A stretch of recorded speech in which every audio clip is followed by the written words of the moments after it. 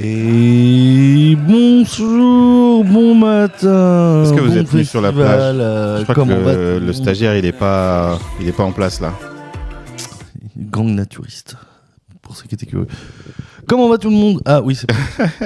Je l'avais lancé. Faut dire au stagiaire de se mettre. Eh oh, tu peux activer sur la caméra s'il te plaît? Manque de sommeil comme tout le monde. Mais bonjour, est-ce que vous êtes nu sur la plage ou je sais pas, emmitouflé dans les montagnes enneigées, parce que ça va être le sujet qu'on va aborder avec notre invité plus tard dans l'émission. Mais pour l'instant, on va vous parler de films.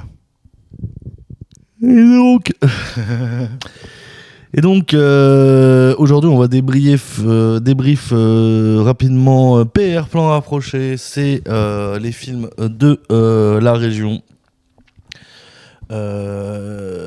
Ouais, Plan Rapproché. Alors voilà, ils ont utilisé un peu du vocabulaire du cinéma parce que voilà, c'est effectivement dans le coin, c'est ce qui a été tourné dans la région. Avant, ça s'appelait film en région, je crois, ou film régional, un truc comme ça. Voilà, ils ont voulu se rapprocher. En anglais, ils ont appelé ça close-up. Hein, voilà, c'est des films tournés près de chez vous, quoi. C'est-à-dire près de Clermont. Alors, tout a été tourné à Clermont. Alors, rapidement, c'est pas marqué dans le catalogue, ouais, mais je sais pas pourquoi il y a eu un bonus track de court-métrage très court. On va pas en parler trop parce que moi perso j'ai trouvé ça catastrophique. Je crois que c'est un court-métrage qui a gagné un concours ou je sais pas quoi. Je veux pas voir les autres courts-métrages qu'il y avait dans le concours s'il a gagné. Je suis très méchant avec lui, mais le son était catastrophique. Le jeu d'acting était vraiment YouTube 2010 sur 20. Attends, on va vous dire le synopsis. C'est 5 potes qui sont dans une position chelou à vouloir essayer de dormir dans la même pièce. Et il y a un moustique, voilà. Et ils vont pas réussir à dormir, sauf que il y en a un, il va raconter beaucoup de choses sur le moustique. C'est l'écolo, donc évidemment il connaît tout sur la nature et tout. Voilà ce qu'apportent les moustiques dans les écosystèmes. Et donc bien sûr cet écolo, il faut qu'il soit blanc et qu'il parle mieux que les 90% de l'équipe. Enfin, si on s'en base sur les critères c'est leur Sheldon, racistes, hein, c'est leur Sheldon. Ouais, c'est leur Sheldon. Et non, c'est pas, y a rien qui marche. L'alchimie entre les acteurs est pas bon, le montage est catastrophique. C'est tourné, on dirait que c'est tourné avec un Nokia 3310, mais même s'ils avaient pas de caméra, je suis désolé, ça a été vraiment 5 minutes de torture. Moi, je suis pas venu pour venir regarder ce cours. Je pense que ça nous rappelle ce que ça veut dire une qualité professionnelle. Et il y a un vrai gap. Non, désolé, vraiment, le son était trop horrible pour que je dise du bien de ce cours. Ça nous gueulait dans les oreilles. Il y avait que du son en mono dans un seul haut-parleur. La caméra, c'était gerbotron. Elle arrêtait pas de bouger de gauche à droite, de gauche à droite. Je pense qu'il y avait mieux à faire avec ce genre de scénario. Et je trouve que c'est vraiment passé à côté d'un truc. Quand on voit ce qui est arrivé, ce qui passe après, je suis en mode. Voilà. Et puis ça fait pas partie du programme, donc je sais pas d'où vient ce cours. Ça se trouve c'est un truc qui est spécifique à Lumière, mais voilà, prévenez-nous sinon qu'on puisse éviter ce genre de truc. Je pense qu'il manque une loupe au stagiaire là. Pourquoi? Bah il s'est arrêté. Il s'arrête. Pourquoi il s'arrête? Donc ah oui. Ah d'accord, ok, faut que j'appuie là. Ok, faut que je lui envoie des textos. Dire Je sais pas pourquoi il se. Il est bizarre aujourd'hui. Non, c'est moi, j'ai tout. Allez, on est reparti. Donc voilà, je sais pas ce que t'as à dire dessus. Ok. Moi, j'ai moins détesté que toi, tu vois. Genre, j'ai pas trop aimé, mais c'était pas non plus aussi intense. Non, mais en fait, mais si je me poche point par point, je vais pas détester. Si je prends le truc dans l'ensemble et que je réunis tous les points, là, je déteste, ouais, vraiment. Mais j'ai pas grand chose à ajouter. Hein. Ouais, voilà, y a rien d'autre. C'était nul. Ça s'appelait Piqûre de rappel. Je sais même pas par qui c'est réalisé. On n'a pas les infos. J'avais même pas retenu le titre, tu vois. Non mais vraiment le son, putain, mais vraiment faites attention au son, c'est vraiment le truc le plus important dans un truc. Là c'était, y a pas d'égalisation, c'était que des aigus, ça sortait que à gauche, c'était saturé de ouf. Il y avait des personnages qui avaient moins de son que d'autres. Non, il y a un problème. Bref, Surtout pour être diffusé au cinéma après, quoi. Vraiment. Désolé. Ensuite, on avait le début de la vraie série, on va dire, en tout cas celle qui est notée dans le catalogue, superbe catalogue du festival de court-métrage. Le premier film, c'était Bigot, qu'on avait un peu repéré, parce qu'il est notamment produit par Noah Cohen, qui avait produit aussi J'ai grandi ici. Hein, si vous êtes des anciens, vous savez qu'on a déjà parlé de J'ai grandi ici, qu'on a beaucoup aimé, qu'on a reçu Joachim Larieux. Et si vous n'êtes pas des anciens, vous pouvez aller retrouver ça sur la chaîne du YouTube du collectif Le Réseau. Quelqu'un du collectif techniquement lundi aussi. Ouais, c'est là que ça a commencé, qu'on a reçu des gens de ce collectif-là. Chaque année, il faut qu'on en trouve un. J'ai grandi ici, et donc ils sont des anciens de la Cinéfabrique. Et donc là, c'est aussi quelqu'un qui est dans la Cinéfabrique. Et d'ailleurs, dans le film, il y a Ekouran Issoufi, qu'on a reçu aussi l'année dernière. Voilà. C'est un petit monde. Donc Bigot, c'est un film de Samir Titi, un film 2023, une fiction de 9 minutes, dont le résumé est celui-ci. J'espère que vous êtes bien accrochés. Owen a perdu son bigot. Je pense qu'on a compris le synopsis. Ouais, globalement, ça, on va dire, c'est la situation initiale. Surtout, c'est un gars qui a perdu son bigot, son téléphone. Il est dans le quartier, il cherche ça. Ses potes le chambrent à moitié, finissent par l'aider, etc. Il y a tout un tas de situations qui vont s'enchaîner. Le truc assez drôle, mais surtout d'une ambiance un peu un été à la cité, quoi. Tu vois, c'est là, t'es l'été, machin. C'est ça, t'as pas toujours des trucs à faire, mais on trouve des trucs à faire, tu vois. Il y a ce truc-là aussi. Voilà, c'est ça. Et donc, il y a quelqu'un qui arrive quelque chose, donc tu vas te solidariser, tu vas faire le truc, ça te fait une activité et tout. Et t'as toute une galerie de personnages, donc les potes, t'as aussi donc eux, c'est plus, on va dire, les jeunes entre 15 et 20 ans, quoi. Et t'as les plus petits à un moment qu'on voit, parce qu'il y a un autre personnage, donc joué par Ekouran Issoufi, lui qui est, je sais plus de quelle origine, qui est originaire d'un pays de l'Est, et le personnage il parle pas français. Il parle sa langue. Et donc il est juste, comment dire, en train d'essayer de communiquer, notamment avec Owen qui a perdu son bigot. Et donc il y a un truc qui était assez marrant de ce côté barrière de la langue. C'est vrai que c'est un sujet qu'on aime bien. C'est plutôt bien pensé, parce que en vrai, en plus, tu vois celui qui est francophone qui essaie de rebondir un peu sur ce qu'il entend en essayant de deviner. Ouais. Et il y a des mots qui ressemblent, donc il arrive à essayer de communiquer, mais tu sens que c'est pas ça qu'il a compris. C'est ça. Mais au début, moi, je pensais que c'était lui qui avait trouvé son téléphone. Oui, non, c'était juste. Mais en fait, non, c'était juste. Voilà, c'était juste. Vraiment, il y a ce côté. On est très centralisé sur le bigot, mais il y a toute une vie autour qui se fait sans ce MacGuffin.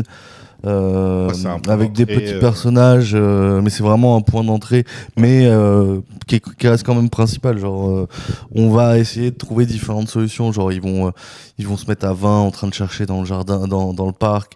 Ensuite, ils essaient de le faire. Il y a une scène un peu drôle où ils essaient de le faire sonner. Il y a son pote qui dit vas-y, juste tais-toi. Ouais, mais on va pas le trouver. Juste tais-toi. Et ils essaient d'entendre le téléphone, mais il y en a un, il parle tout le temps. Donc voilà, c'est des petites scénettes comme ça. C'est très chill. Ça marche bien, l'énergie entre tout le monde. Sûrement parce qu'ils doivent sûrement se connaître de base. Mais il y a tout un truc. Il y a tout un jeu aussi avec la caméra où ils filment beaucoup les personnages en contre-plongée. Exactement. Ce qui marche beaucoup. Ouais. Par rapport au côté jungle urbaine, en fait tous les bâtiments de la cité sont très bien mis en avant. Ça fait des très belles compositions. On se retrouve pas juste avec un ciel vide ou des arbres.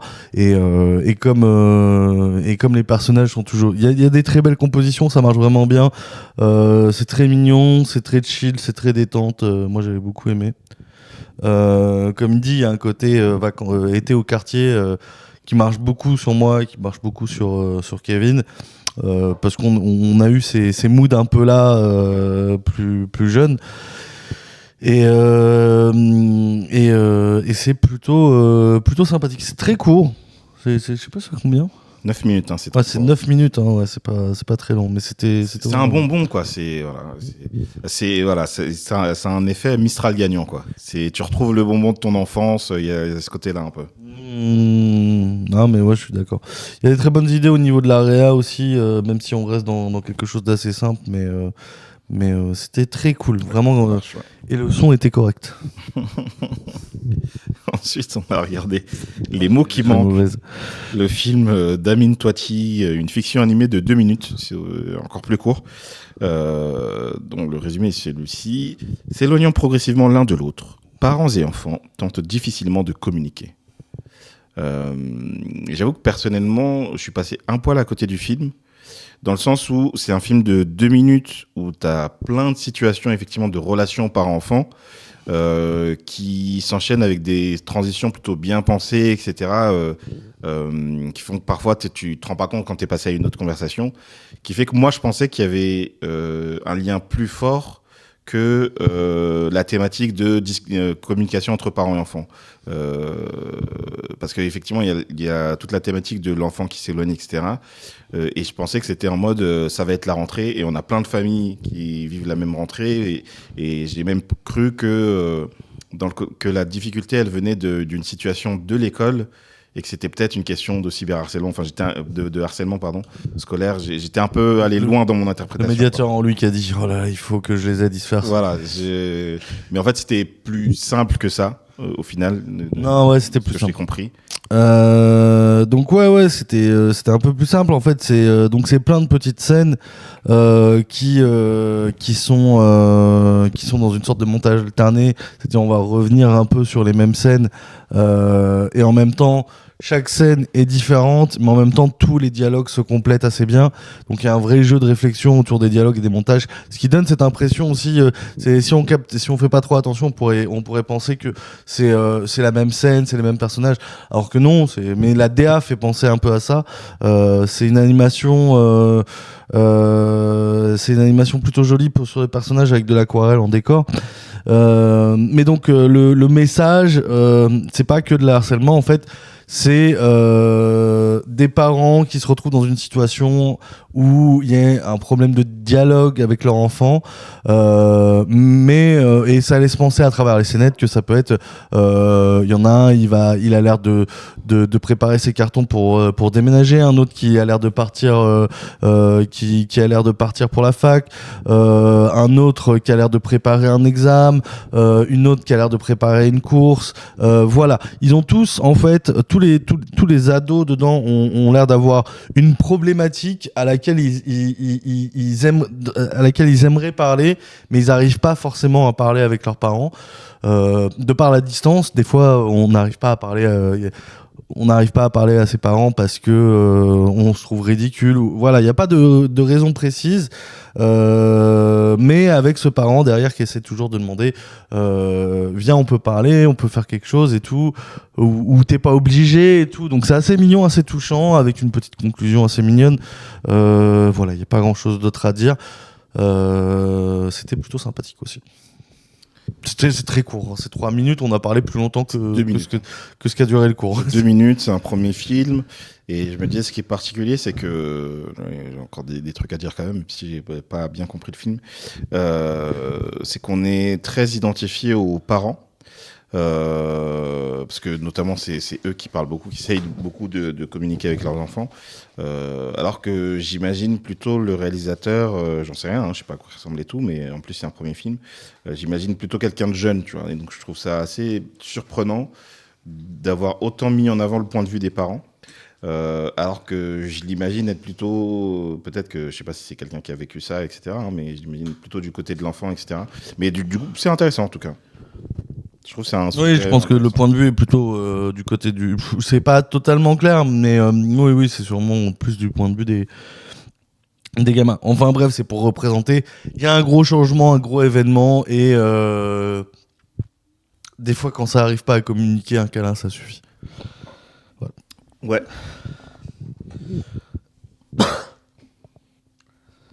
Okay. Alors, histoire intérieure de Lorenzo Bianchi. France 2025 fiction, 22 minutes. Donc le neveu du maire Bianchi de Clermont-Ferrand.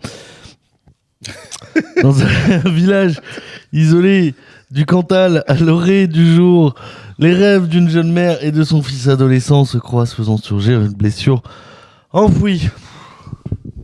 C'est un banger.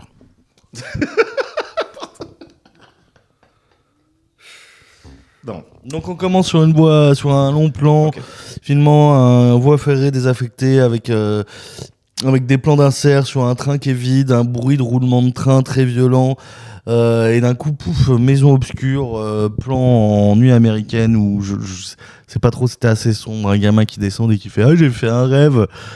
Et en fait la mère, on a senti que j'ai pas trop aimé. Et la mère, en fait, les deux, ça a l'air d'être le matin, la nuit, c'est pas clair. C'est pas clair qu'il y a une différence entre ce qu'on a vu. On insère aussi, en fait, l'enchaînement de plans. Et ils commencent à se raconter leurs rêves. Et leurs rêves sont... Il y a un truc qui manque entre le moment où ils parlent, ou entre la réalité et le récit de leurs rêves. Et c'était pas clair. C'était peut-être un peu plus clair, mais bon. C'était très lent, c'était trop lent. C'est vraiment en plus, ils vont chuchoter pendant tout le court-métrage. Et ils chuchotent super bas. Alors par contre, le son était nickel, hein, mais ils parlent tout doucement comme ça et tout lentement. Et ça m'endort. Vraiment, j'ai eu des micro-absences sur celui-là, mais l'ambiance s'y prêtait bien.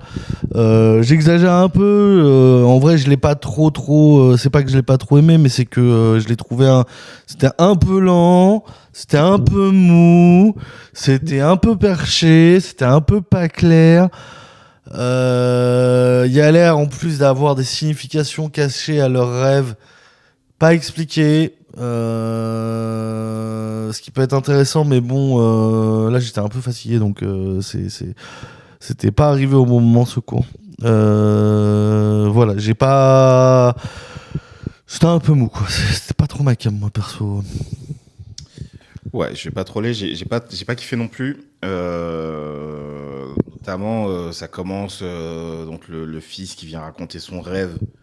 Son rêve, c'est il se retrouve en salle de classe, mais genre Il dit que j'ai oublié le début, pourquoi? Oui. C'était la salle de classe. J'ai l'impression c'était sa salle de classe de primaire. Ouais, alors c'est ça, ouais, c'est ça. Déjà, ouais, il est en cours et en fait, il est toujours adulte et il est dans une classe avec que des gamins. Genre, moi j'ai marqué pourquoi il y a école la nuit. Je crois que c'est parce que c'était pas clair qu'on commençait à rentrer dans le rêve. Ouais, Et l'étalo du rêve était proche de ce qui se passait la nuit, en fait. C'était pas clair. mais enfin c'est ça quoi. Il est en salle de classe et je sais plus s'il y a un truc, avec son prof à un moment, mais c'est un peu. En fait, le truc c'est que le rêve qu'il raconte, qui est le premier rêve, il se passe rien d'extraordinaire et tu dis mais pourquoi tu viens raconter ce rêve-là? Genre tu fais tout le chemin d'aller dans la cave ou je sais pas quoi pour rejoindre ta mère et lui dire j'ai fait ce rêve-là. Et le rêve, je le trouve assez insignifiant. Donc peut-être j'ai manqué quelque chose dans le truc, mais ouais, il y a un moment qui sort un peu de l'ordinaire, où donc un autre rêve, ou plus tard dans le rêve, je sais plus, où il a la peau de la main totalement lisse, donc il raconte ça. Ouais, il est au milieu d'un champ, il voit un vieillard, il se met à suivre le vieillard, il rentre dans une sorte de phare ou une tour, je sais plus quoi, et il lui donne ses mains, et il dit, et là, j'ai les mains lisses. C'est le seul moment un peu qui sort de l'ordinaire, mais sinon, c'est des rêves qui... Enfin, Franchement, tes rêves, ils sont éclatés. Ouais, tu les racontes pas, enfin, il y a pas grand-chose à dire, et en fait, c'est ça qui était un peu... En fait, ce que je trouve un peu... qui m'a sorti un peu du film, quoi, qui a fait que j'étais pas intéressé. Ce que je trouve un peu mal branlé, c'est que, résultat, le contexte des rêves est intéressant, Ouais. mais le côté IRL des rêves, il y a quasiment rien, en fait, qui paraît irréel comparé à ce que on nous montre de la réalité. Donc déjà, là, il y a un problème. En fait, c'est ce truc un peu que je vais reprocher, par exemple... Alors, vraiment, on va me juger parce que je parlais de super-héros, mais c'est ce truc un peu qu'il y a eu dans les séries de super-héros où la représentation des super pouvoirs c'est toujours timide parce qu'il n'y a pas de budget, parce que nanani nanana, et on va pas à fond dans ce qui est possible. Et j'ai vraiment l'impression d'avoir vu ça, mais sur les rêves. Donc il y a des très jolis plans, très bien composés, très poétiques. Mais le côté représentation du rêve et représentation de la réalité, pour moi, personnellement, quand tu fais ce genre de choses, il doit y avoir une séparation claire, qu'elle soit dans la direction artistique, le visuel, le son, ou ce qui se passe dedans. Et je ne retrouve pas ça. C'est vraiment des choses infimes comme il est en classe, en maternelle, sauf que lui, il a 18 ans. Il a les mains lisses, donc les mains sont toutes lisses. Je sais plus s'il y a. Je me souviens que de ça. Lago va à la sortie des cours pour voir le gars. On lui dit qu'il est pas le prof, Ouais, ça, et que même elle raconte ça son lui rêve, dit en fait. rien. Elle boit un café avec le prof, dit qu'elle sent les coups du garçon. Elle est enceinte et j'ai marqué rien n'est clair. Et j'ai fini par au secours, au secours. Vraiment, il y a un truc qui manque. Je sens qu'il y a une volonté artistique, mais j'ai pas réussi à rentrer dedans en fait. Vraiment, et c'était mou. C'était vraiment l'envoi qui parle comme ça. C'était très mou. Vraiment, quelqu'un qui te parle comme ça pendant 22 minutes. Vraiment, on a un dialogue comme ça où il chuchote pendant 22 minutes. Ça me trigger. C'est trop. C'est trop. Je comprends, vous avez la tête dans le cul, ils viennent de se réveiller. Je comprends. Et je sais pas, à un moment, vous prenez un café. Je suis vraiment un connard. Mais en plus, il y a des trucs intéressants, mais c'est juste, je trouve ça marche pas, quoi. D'autant plus que dans le côté séparation, vie diurne, vie nocturne, machin, il y a. Déjà, leur vie est bizarre. Enfin, la chambre de la mère, elle est dans une espèce de cave. Donc, il y a déjà un truc un peu étrange dans ce qui est leur vie normale. Ah ouais, moi, j'ai juste compris que c'était un rez-de-chaussée où ils avaient tout fermé, en fait. Ils avaient tout fermé. Ils avaient fermé les fenêtres et tout ça. Ça avait l'air d'être juste ils sont dans une pièce mal éclairée. Okay, pour moi, c'était vraiment que ça. Mais c'est vrai que du coup, c'est pas très clair comment c'est situé, etc. Mais en fait, leur vie quotidienne n'est pas... En fait, ils n'ont pas une vie quotidienne normale. Et ils n'ont pas des rêves incroyables. Donc les deux sont un peu au même niveau et du coup, c'est... Enfin... Ouais. Voilà.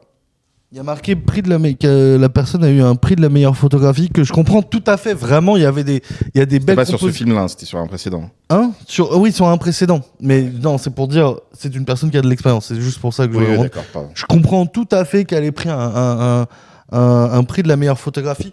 Vraiment, il y a vraiment soyons honnêtes, il y a vraiment des plans qui sont très beaux. Il y a des très belles compositions. Il y a un très beau étalonnage sur certains trucs.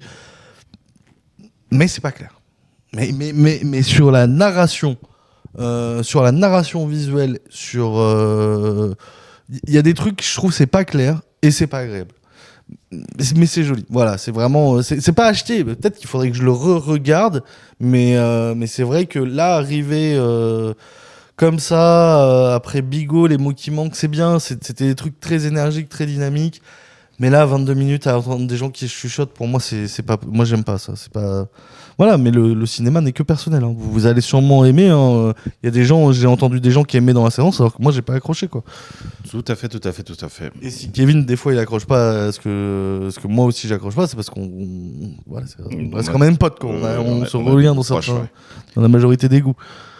Par exemple, le film suivant qui est Accalmie. Oh, moi, là, par exemple, j'ai trouvé ça nul aussi, mais Kevin, non, je rigole.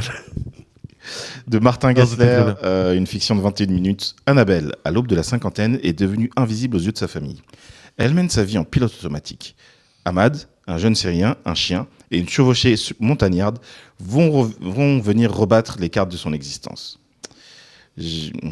C'est pas faux ce qui est dit, mais je l'aurais pas résumé comme ça. Attends, non, parce que là je suis en train d'essayer de me remettre du résumé. En fait, on n'a pas le fait qu'elle soit à l'aube de la cinquantaine. Enfin, on voit son âge à peu près, mais on n'a pas ce côté-là. Est devenu invisible aux yeux de sa famille. Tout le rapport avec... Elle mène sa vie en pilote automatique. Tout le rapport avec sa famille, le pilote automatique, on l'a que à la fin. Enfin, le pilote automatique, on l'a pas vraiment. Le rapport avec la famille, on l'a à la toute fin. Et le fait de, certes, c'est notre personnage principal, Annabelle, mais pour moi, ce film, c'est beaucoup plus C'est un duo, quoi. une rencontre, tout à fait. C'est une rencontre entre deux personnages. Annabelle, elle, on commence, elle est dans un magasin de literie, machin. Elle est en train de tester un lit et elle a kiffé, quoi. Elle est vraiment en mode, ok, je vous prends le matelas. Sauf que, comment dire, en fait, elle a juste sa petite voiture. En fait, elle peut pas mettre son matelas dans sa voiture. Donc, elle va voir des ouvriers pas loin avec un camion et elle va aller voir. Ouais, est-ce que c'est vraiment l'erreur. Livrer mon truc, quoi. Parce Vraiment que l'erreur. le magasin fait pas de T'achètes livraison. un truc qui est immense et ta voiture elle est trop petite, quoi. Voilà, elle est partie, elle a pas réfléchi, elle voulait ce matelas, sauf qu'elle avait pas les moyens de le transporter. Et donc elle va demander à quelqu'un, elle va faire payer des ouvriers pour faire le truc. Le parking est vide, elle voit deux mecs avec une camionnette, elle se dit vas-y, je vais leur demander un coup de main, quoi. Il se trouve que donc c'est des Syriens, qu'il y en a qu'un des deux qui parle français. Celui qui parle français, il est blasé de ouf. Il est en mode ouais, tu veux quoi? Non, il a vu la blanche approcher, il a fait. Nous on fait pas de livraison, on installe des salles de bain, machin. Sauf qu'elle dit non mais je vous paye et tout, je vous paye 150 balles. Et l'autre qui est son frère, il est en mode, il parle pas français, mais 150 balles, il a bien compris, tu vois. Donc il est en mode, il se retourne, il fait. Donc ça commence à négocier. Non. Il négocie. Elle dit 100 balles. 100 balles, oui. Et lui, il fait. dit 200. Vas-y pour 200. Et elle dit 150. Et elle dit 150. Voilà. Et après, son frère, il lui fait ok, tu prends la clé, tu te démerdes. Il dit bon, bah vas-y, tu l'accompagnes, hein. Et donc le frère a pas envie, mais bon, bah, il finit par le faire et tout. Et donc on part sur une espèce de road trip entre ces deux personnages et la rencontre. Et petit à petit, et voilà, ils vont se dévoiler l'un à l'autre. Ils vont être dans des situations où ça va être pas aussi facile que ça d'amener ce matelas parce qu'il y a tout un tas de péripéties. Mais c'est vraiment deux personnages que tout oppose pour aller très vite. Des dragons, des bandits et des pirates qui arrivent. Et c'est extraordinaire, c'était trop bien, j'aime bien, il y a une belle alchimie entre les deux personnages, il y a un truc très sain, très humain, c'est bien filmé, c'est bien joué, enfin c'était vraiment très très très très cool. Toujours en plus dans ce truc de ils ont autant à apprendre l'un de l'autre, mais au final celle qui est présentée comme une protagoniste, Annabelle, a beaucoup plus à apprendre de l'autre. Et par rapport à elle-même aussi. En fait, le jugement que lui peut avoir sur elle, qui est pas parfait et qui est même assez négatif, l'aide à prendre conscience de certaines choses. Mais c'est assez joli, c'est good vibe, c'est une petite comédie et ça se finit pareil en demi-teinte. Il y a toute une problématique autour de la famille d'Annabelle qu'on ne verra pas, qui se résout aussi dans tout ça. Et c'était plutôt c'est vraiment tout repose sur le cast, hein, vraiment, soyons honnêtes. Très très bon cast, ça marche de ouf. C'est à chaque fois de façon ce genre de truc, il faut vraiment deux acteurs. On voit beaucoup de duos qui marchent vraiment bien. Oui. Ça doit être très compliqué d'avoir le cast qu'il faut. Autre chose, fais voir, je vais regarder. Je regarde si. Je regarde. Bah, autre chose, c'était très bien, quoi. Et en fait, la séance plan. Voilà, il y a un chien en plus. Elle est vraiment excellente. Donc, effectivement, il y a un chien, ce qui fait que. Bref, il y a tout un tas de trucs qui vont être amenés par rapport au chien. Mais ouais, c'est très cool. En fait, là, dans le résumé, c'est amené comme si c'est juste elle qui fait des rencontres et les autres sont des personnages secondaires. C'est pas faux, mais ça rend pas grâce à comment ça se passe exactement. Ah ouais, parce que vraiment il y a un partage, hein, parce voilà, que elle parle de ses problèmes aux autres. Elle parle de ses problématiques ici liées à sa famille et lui il va se mettre à parler des problématiques lui qu'il a en tant que immigré syrien ou qui n'a pas sa famille en fait. Il va parler de sa copine et tout ça. Donc et puis ils ont l'air pour moi à part vraiment ils ont peut-être 30 secondes où il y a le plan d'intro mais vraiment ils ont le même temps d'écran donc je trouve ça un peu injuste.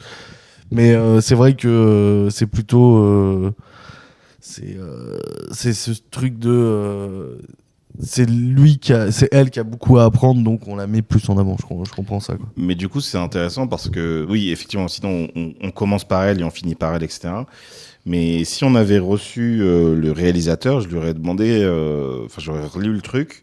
T'aurais dit, t'es d'accord avec ce synopsis, t'aurais demandé. Non, j'aurais pas dit ça, j'aurais dit, est-ce que, parce que on trouve tous les deux qu'il y a un vrai duo, est-ce que ça avait été pensé dès l'écriture comme un vrai duo?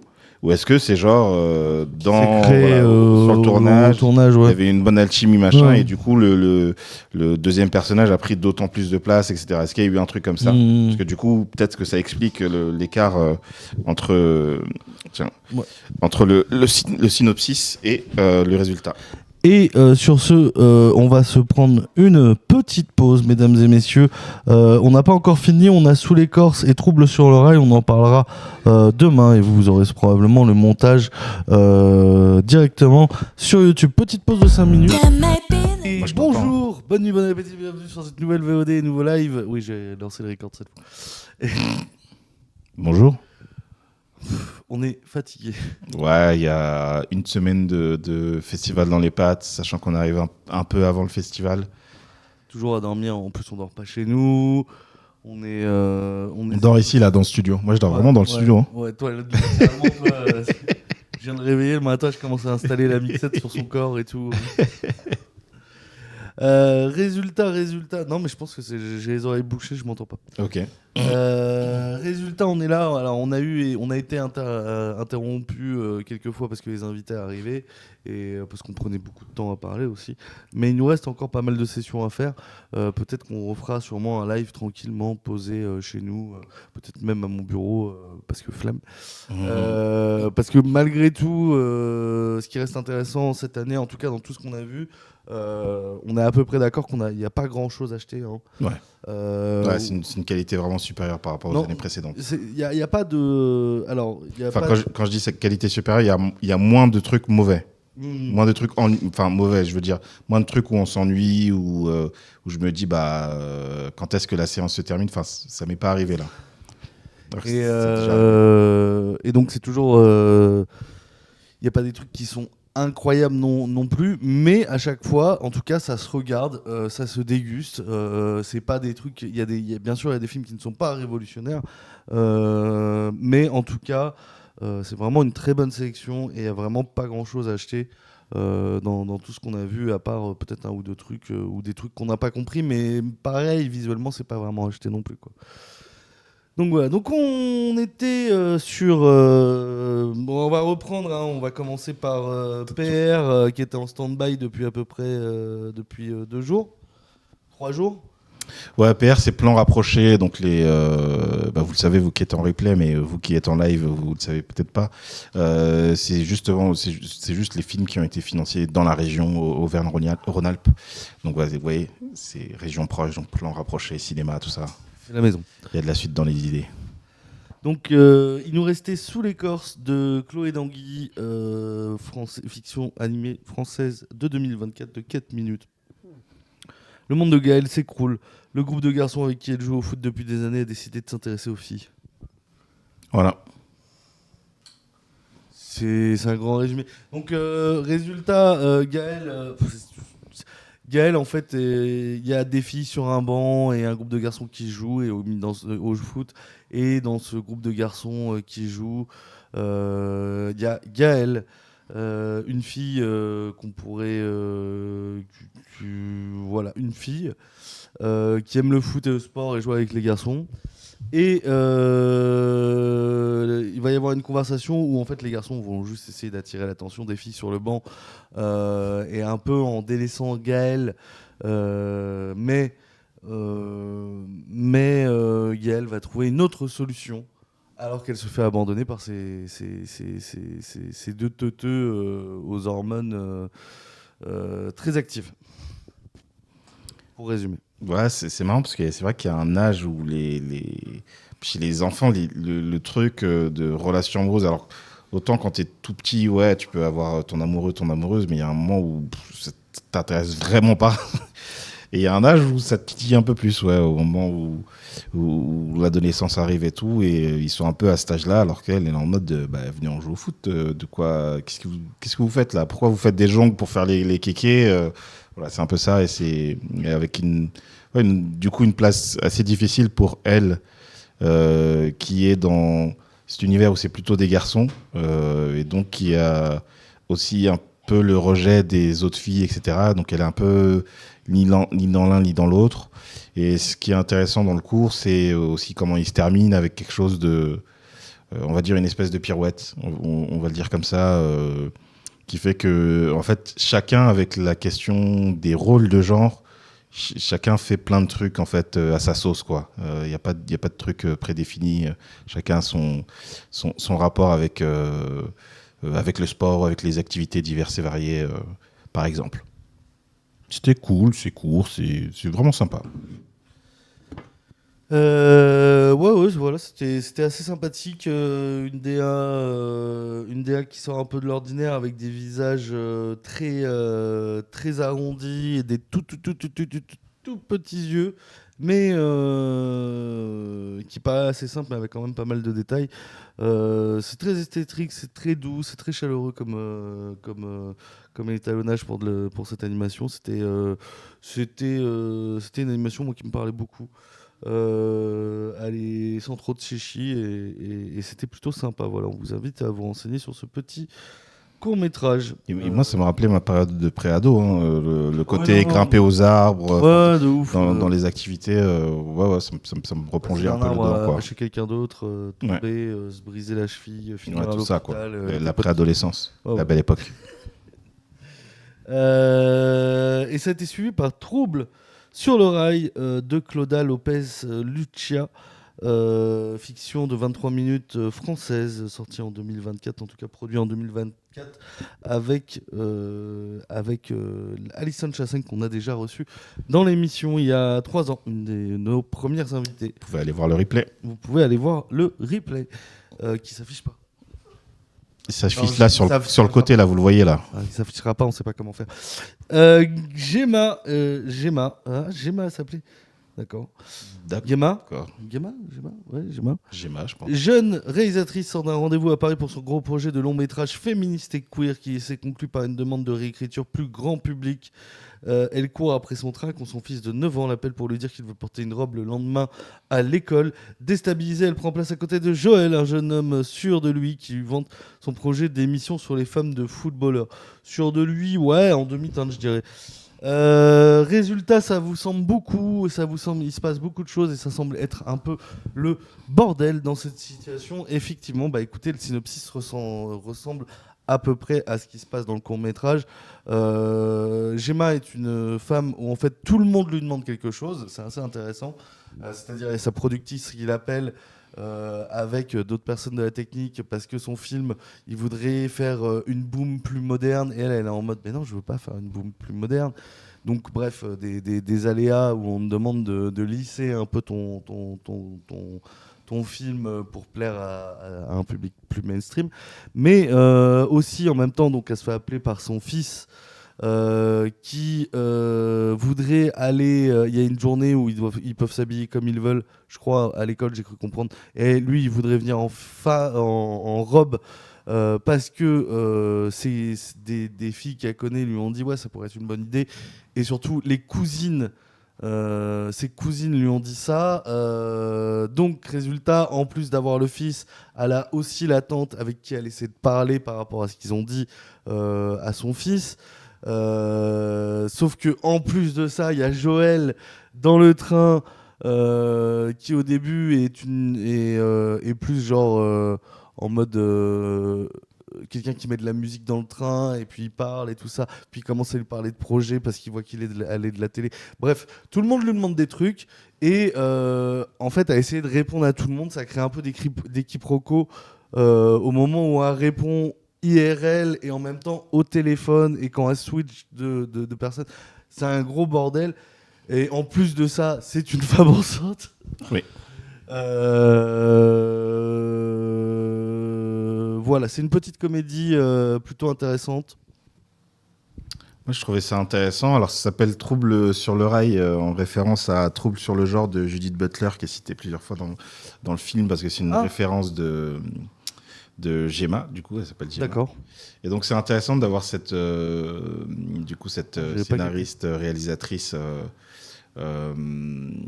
féministe, qui est un peu pris au piège, pour le coup, ça parle aussi des questions de genre notamment, qui est pris au piège du truc de ton fils te demande de mettre une robe à l'école et en fait, tu flippes de comment il va être traité, etc. Et donc, tu deviens un peu...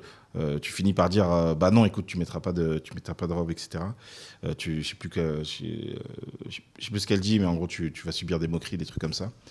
Même à sa tante, il dit quand elle parle à la tante, elle lui dit tes filles c'est un peu tes filles c'est des connasses, ils veulent le jeter dans la fosse au lion, tu vois.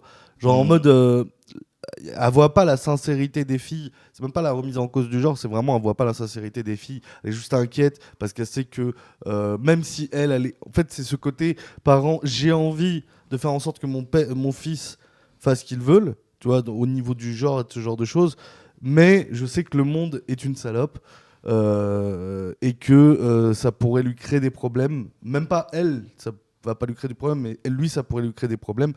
Donc c'est ce truc un peu hyper protection. Mais résultat, il y a tout un dialogue autour de ça. C'est pas aussi buté que ça. Il y a vraiment un dialogue autour de ça.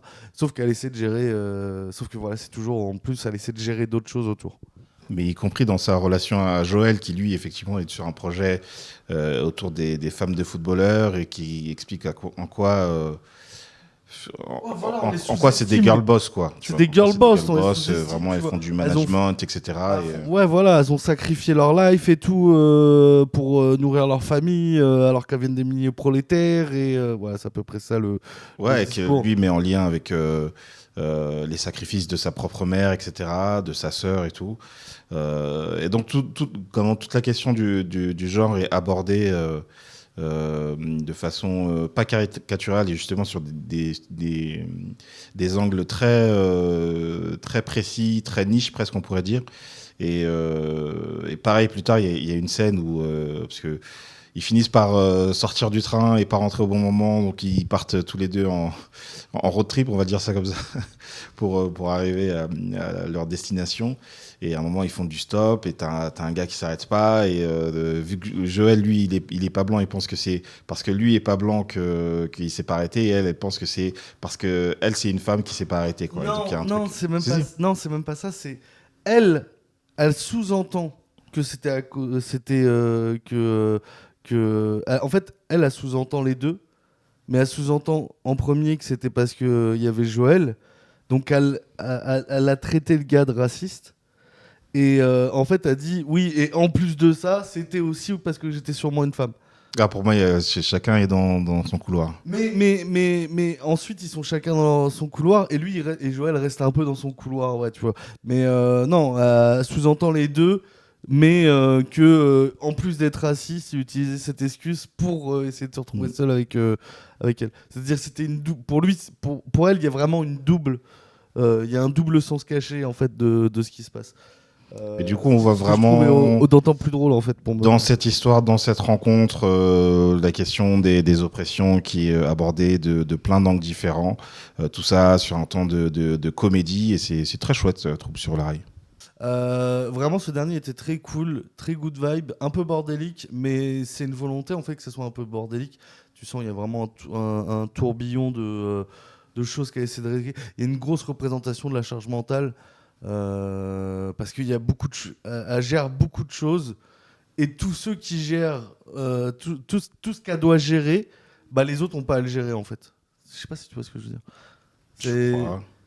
C'est genre la productrice, elle a juste une problématique à régler et en fait comme ils ont tous une problématique à régler, eux ils ont qu'une problématique à régler, mais elle ça a fait qu'elle en a 4 ou 5 à régler. C'est ça que je veux dire. Et voilà, et toujours un casting qui marche, c'est toujours important un bon casting. Même le gamin en voix off est assez touchant et assez mignon. Celui qui joue Joël aussi est plutôt drôle tout en étant un peu discret. Je trouve le personnage est plutôt bien posé dans sa façon d'être et de parler. Et Gemma aussi, un personnage plutôt touchant où on se demande justement, est-ce que il y a 2-3 moments où tu te dis, est-ce que elle est vraiment tendue par tout ce qu'elle fait, est-ce qu'elle est pas, elle a pas un mauvais fond, mais en fait non. Elle a pas un mauvais fond. Donc voilà, moi c'était plutôt sympa, hein, vraiment encore à part histoire antérieure, t'étais peut-être un peu trop perché pour nous. C'était plutôt une bonne session encore une fois. Tout à fait, tout à fait. Voilà.